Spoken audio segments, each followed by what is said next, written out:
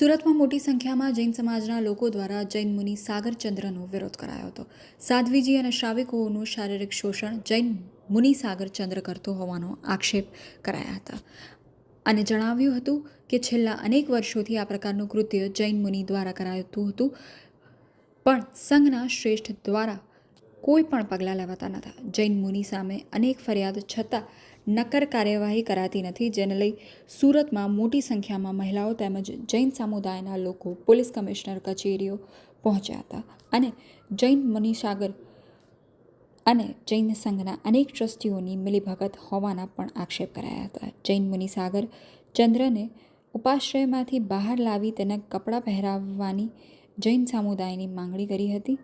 જૈન મુનિ સાગર ચંદ્ર સાથે અનેક બીજા અન્ય લંપટ મુનિઓની મિલીભગત હોવાના પણ આક્ષેપો કરાયા હતા. જૈન મુનિ સાગર ચંદ્ર સાથે રાજતિલક, કલ્યાણ સાગર, હાર્દિક રત્ન, ધર્મકીર્તિ સહિતના અનેક પાંખડી જોડાયેલા હોવાના પણ આક્ષેપો કરાયા હતા.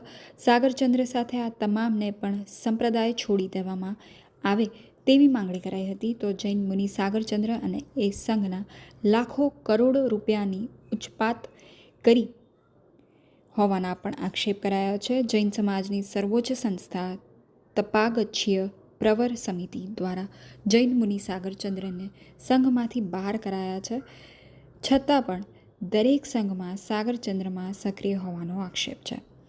જૈન સાગરચંદ્ર સામે 2 પોલીસ ફરિયાદ પણ થઈ છે. જૈન સંપ્રદાયની મહિલા તેમજ સાધ્વીજીઓ માટે આ સાગરચંદ્ર મોટો ખતરો હોવાનું લોકોએ જણાવ્યું હતું. આગમો દરક જૈન સંઘમાં મુનિ સાગર ચંદ્ર રોકાયો ત્યાં વિરોધ કરવા ગયેલા લોકો અને ટ્રસ્ટીઓનો ગેરવર્તન કર્યો હતો, જેથી મુનિ સાગરચંદ્ર આગમો દ્વારક સંઘમાં આવતા જ અનેક ટ્રસ્ટીઓના રાજીનામા. હું મોના, મારી આગમો દ્વારકના ટ્રસ્ટીઓને એક સવાલ છે કે આપની એવી તો શું મજબૂરી છે કે હજી પણ આપ સાગરચંદ્ર સાગર જેવા વ્યક્તિનો સાથ આપી રહ્યા છો? શું તકલીફ છે તમને કે આટલા દુષ્કૃત્યો જાણ્યા પછી પણ આપ એમનો સાથ આપી રહ્યા છો? શું આપને કોઈ તકલીફ છે કે આપને કોઈ વસ્તુ મળે છે ત્યાંથી કે આપ એમને સાથ આપી રહ્યા છો? અમે એટલે પ્રોટેસ્ટ કરવા આવ્યા છે કારણ કે જ્યાં સાગર મારા સાહેબે આ બધા દુષ્કાર્ય કર્યા છે એ માન્ય જ નથી. ફર્સ્ટ ઓફ ઓલ એક્સેપ્ટેબલ જ નથી. આજનું જનરેશન, આજની બધી મહિલાઓ, અમે જે બધી યુનિટી કરીને હમણાં આવી છે પ્રોટેસ્ટ કરવા માટે, એ એટલે જ પ્રોટેસ્ટ કરવા માગે છે કે અમારી ખૂબ માંગણી છે સરકાર પાસેથી કે આ મારા સાહેબનું જે બી થાય ઇન્વેસ્ટિગેશન કરો, કંઈ બી કરો, એ તમે કરો, સ્ટ્રિક્ટ એક્શન લો કે કાલે સવારના ઉઠીને અમારું જે જૈન છે આખું એ વગોવાય નહીં. બીજી વસ્તુ એ કે કાલે જે જનરેશન અમારું જે હવેનું ન્યૂ જનરેશન છે એ કાલે સવારના ઉઠીને જૈન શાસનના ઓપોઝિશનમાં ના હોય કે એના મતલબ એક્સેપ્ટ ના કરે કે એવું ના કરે. તો અમને આ માંગણી છે કે કેમ બી કરીને આનો નિર્ણય લાવો. અમારી સરકાર પાસે એક જ છે આશ.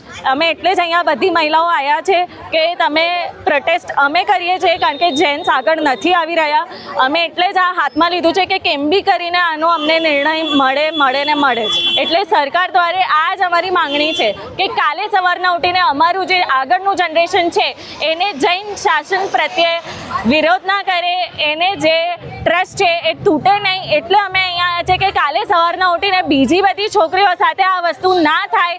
એટલે અમે અહીંયા આવ્યા છે કે અમારી સેફટી શું. અને આજે જૈન શાસન જે અમારા સાધુ ભગવંતોએ દીક્ષા લીધી છે 5 મહાવ્રત ધારીને, અને એનું આ પાલન નથી કરી રહ્યા. એટલે અમારી માંગણી એ જ છે કે તમે ઇન્વેસ્ટિગેશન કરો.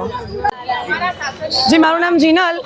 વેસુ માટે જે આ સાગરચંદ્ર સાગર વેસુ પ્રતિષ્ઠા માટે આવ્યો છે એના હાથે પ્રતિષ્ઠા તો ના જ થવી જોઈએ. અમારા ભગવાનની પ્રતિષ્ઠા એ જે દુષ્કૃત્ય કરી રહ્યો છે એના કારણે અમે એટલું જ ઈચ્છીએ છીએ. અમારી એટલી જ માંગણી છે કે એ અહીંયાથી બસ સંસારમાં એને મૂકો અને વેશ પરિવર્તન કરી અને અહીંયાથી રવાના કરો. અને પ્રતિષ્ઠા તો કોઈ પણ હિસાબે ના જ થવી જોઈએ, એટલે ના જ થવી જોઈએ.